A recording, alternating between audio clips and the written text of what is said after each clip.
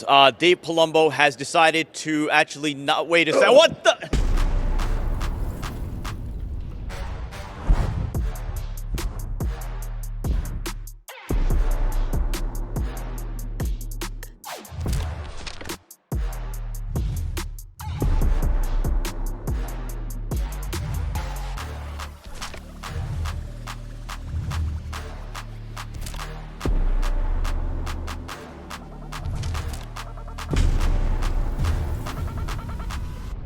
Sadiq Faruqi from the site of the 2023 Olympia, and I come bearing some bittersweet news.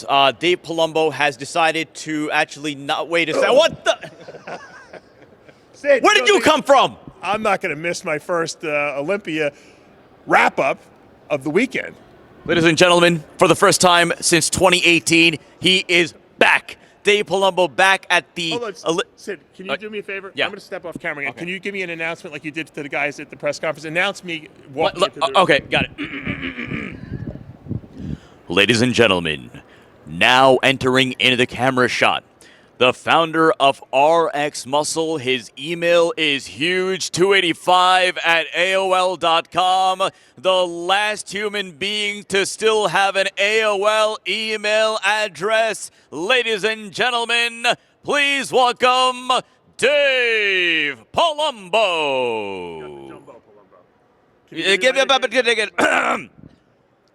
Ladies and gentlemen, get on your feet and welcome Dave Jumbo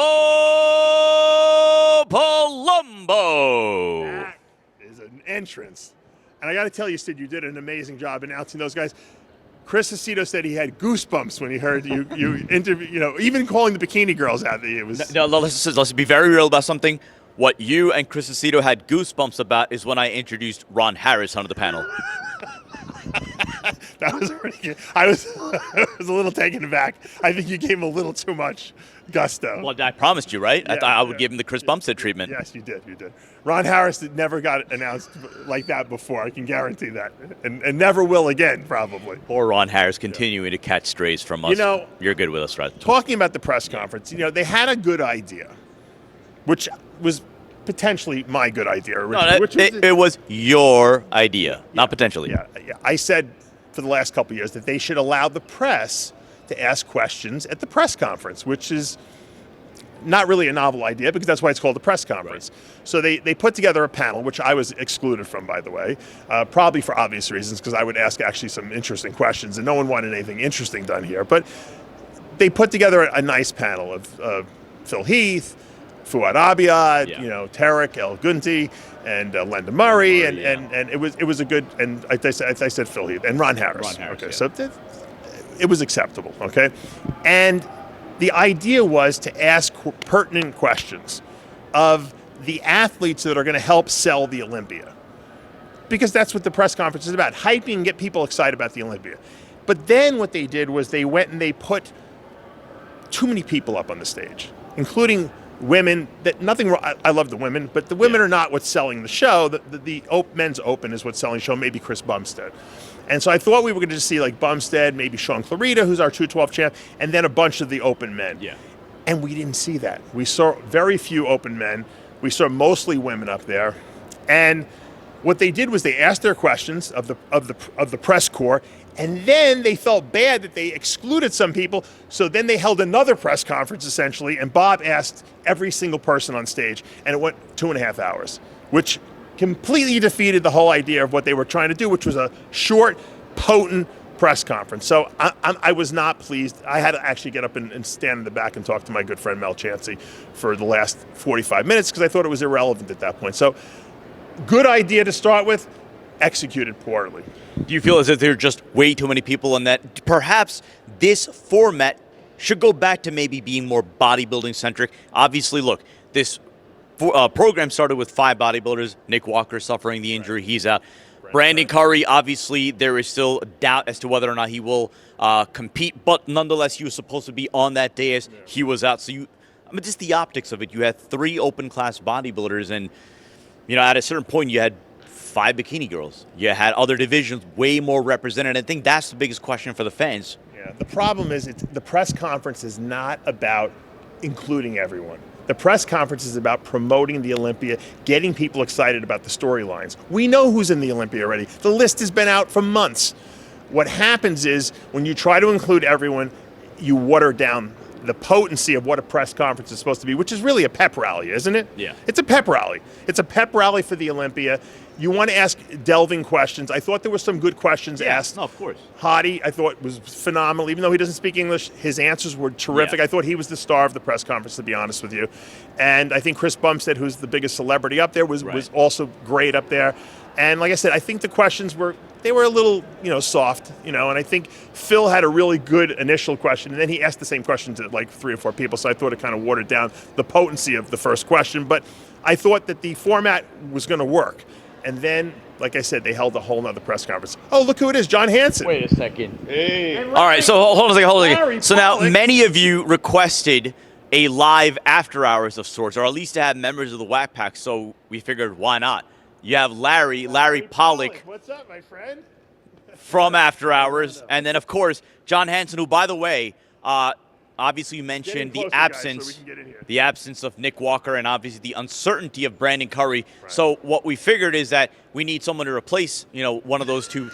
So John Hansen, who clearly is in game shape and contest shape. The skull John, head going and everything. what is the game plan for this weekend for you stepping on stage at the 2023 Olympia? Well, they needed a replacement for Nick, so, He is the reigning natural Mr. Well, not reigning, but he is the natural Mr. Olympia. back in the day.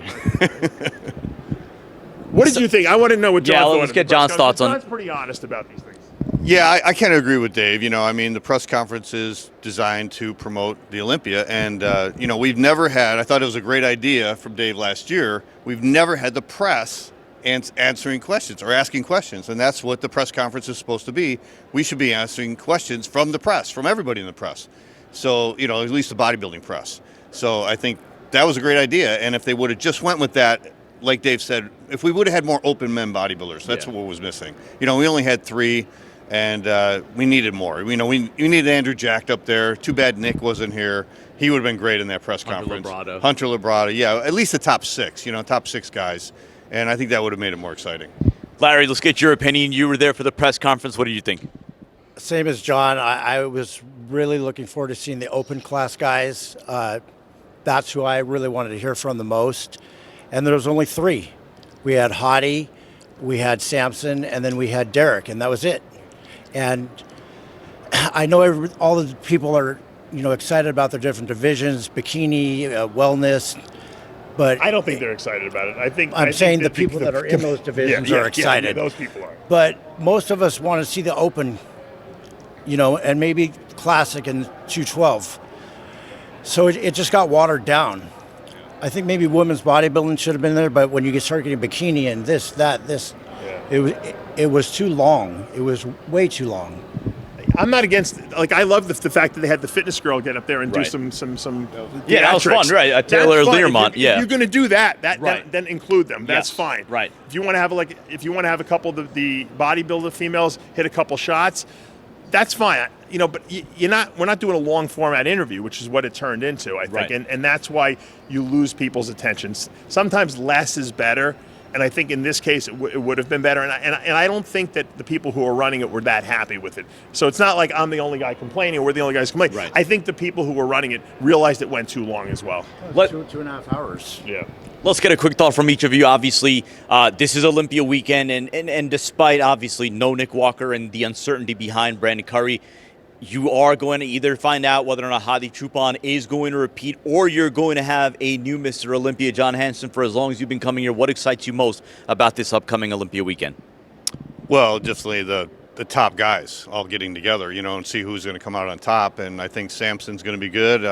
Obviously, Derek's going to be good. So it is, a disappointment that Nick's not going to be there. Brandon's not going to be there. Those guys are, top. Well, we don't know guys. 100% sure. I know there are mixed reports right now about Brandon Curry, but obviously uncertainty, yeah. Yeah, but that's obviously the excitement Yeah. of the weekend, is to see finally these guys all get together, pose down, and see who's the best and who's going to hit their peak. We always have 6 or 7 guys every year that we think are going to be up there. Usually 3 hit their peak, so we'll see, what happens this year. Larry, what excites you most? Let me just get... Yeah.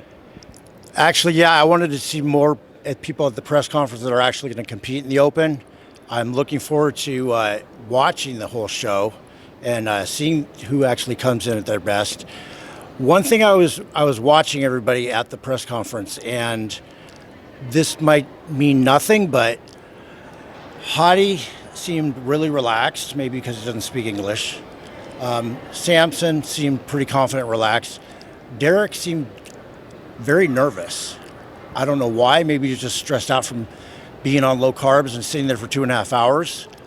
But he was just not happy being there. You could see it. You know, Dave, I was going to say, because Hadi, in a way, you said he took over the conference. I thought there were times where, in his own way, it almost seemed as if he was trolling, you know, sort of the questions that were being thrown his way. Well, you know, this guy said this or this guy thinks that. And you could tell he had this wry smile on his face. And some of the answers that he gave, he's like, well, look, I'm a wolf. You know, I've come out, wolves eat lions. And you know what I mean? It seems as if he had a quiet confidence about him in this press conference. If Hadi Chopin actually spoke English, I think he would have been the star, for certain the star of the conference, because I think he had a lot of confidence about what he's bringing to the table. You know, I said this to you when we did Ask Dave, and you asked me for my predictions. I said, I'm going to predict based on everyone being their best. And I said, but it's not going to happen. And now we've lost potentially two competitors. We lost Nick.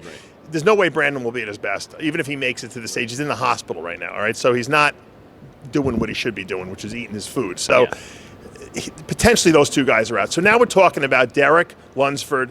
We're talking about Hadi Chopin. We're talking about Andrew Jack, and we're talking about Samson Dowda. So it's a four-man show as far as I'm concerned. And Hunter Labrada, excuse me. So that's your more than likely going to be your top five, which actually makes it a little easier for the judges because now they can work these guys even more. Right.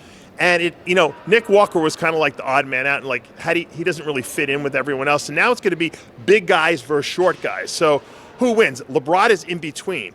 Labrada could actually wind up really benefiting from the fact that Brandon's out because he's a shape guy, and Nick Walker's out, who's a guy who's bigger than him. So I would watch out for Hunter Labrada in this lineup. He could sneak in there. Now, we don't know what Andrew Jack looks like. We don't know what Samson. They seem confident, and I've seen some pictures of Andrew Jack from Chris Aceto, and he looks really good. Hadi's very convinced that he's going to win this show. Derek looks bigger than I've ever seen him. So the question is Derek in the best shape of his life? Is Hadi going to be tighter than he was last year? And I still believe Andrew Jack and Samson Dowda hold the fate of the Olympia in their own hands. If they bring it, I think they're going to be 1-2. I'm sticking with my prediction. John Hansen, just get a quick thought from you as far as the complexion now of the top end of the Olympia lineup. Obviously now with no Nick Walker, with the uncertainty and even if Brandon Curry is there, obviously, like Dave just said, probably not going to be at his best.